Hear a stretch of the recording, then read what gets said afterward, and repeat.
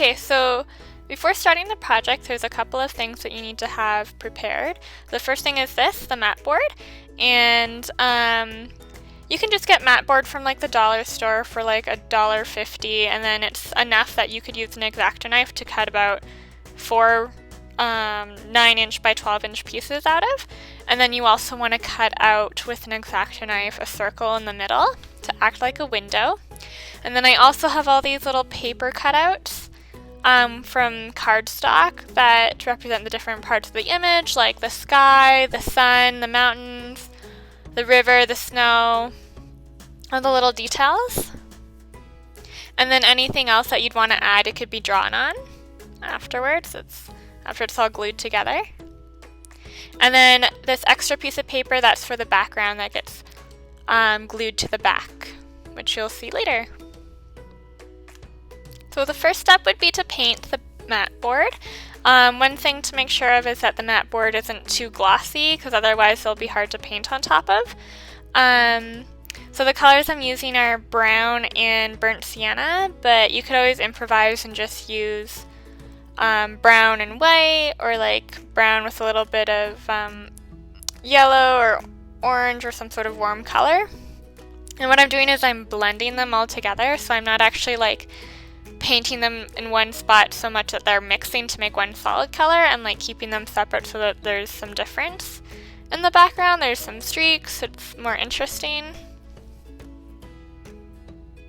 Also, when you're painting, you can use a little bit of water to help stretch the paint.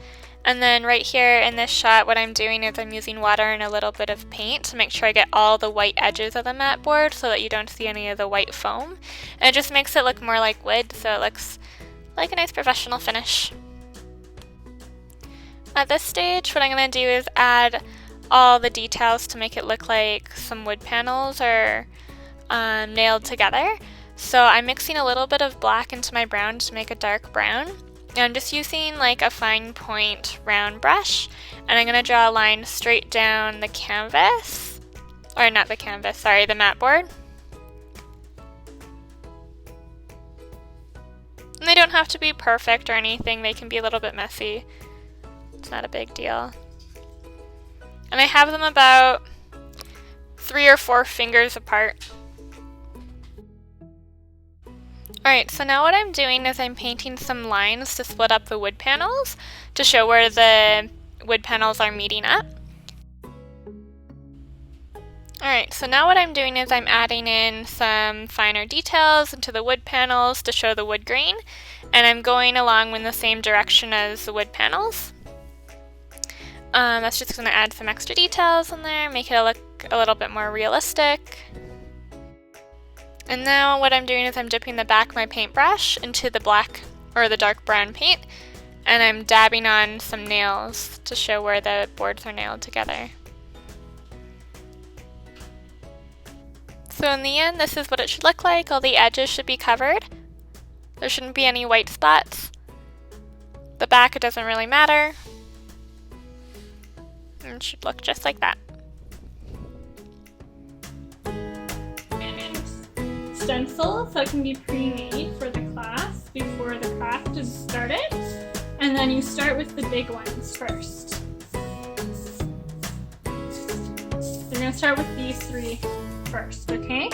So this is your background, and this is going to go on top of.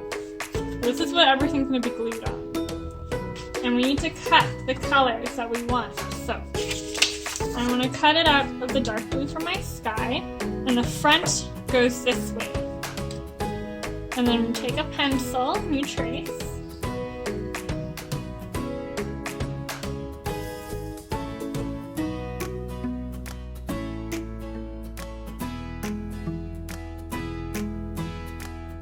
So once you have everything cut out, then you're going to glue it.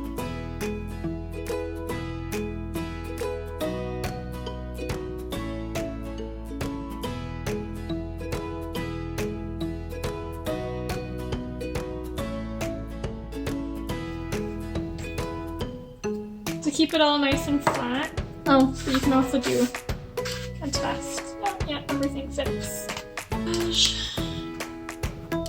Or white Elmer's glue.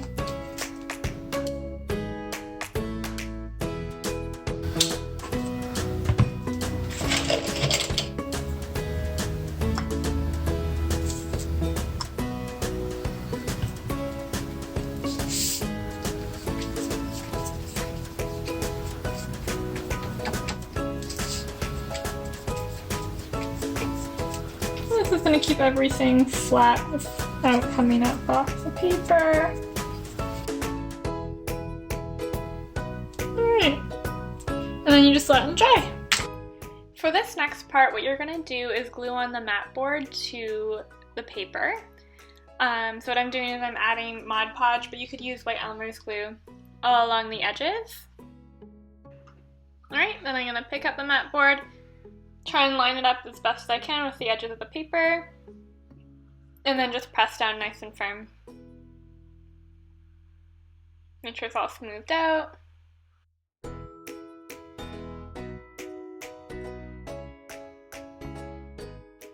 You also want to wipe the back to make sure it's nice and secure.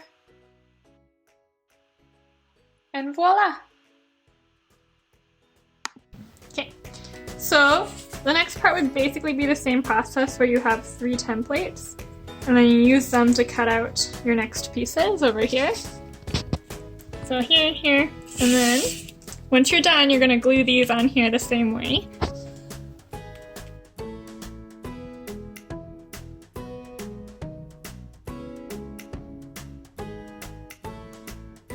Alright, so then you can go in with like different colors and stuff like that.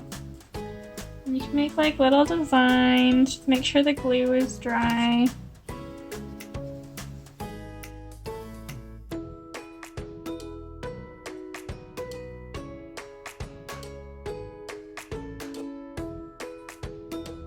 And then you're also going to use this to go up into here, and you can draw like little happy trees.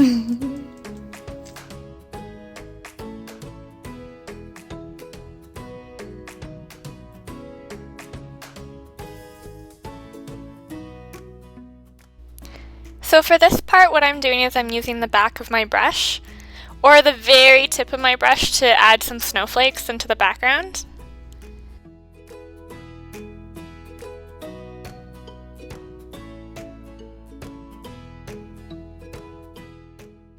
And then I'm adding some little heaps of snow on the berries and the leaves, and a little bit of snow details to the edge of the window frame.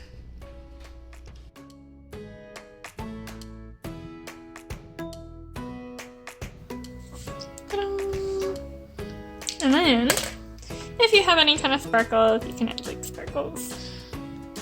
I only have blue, but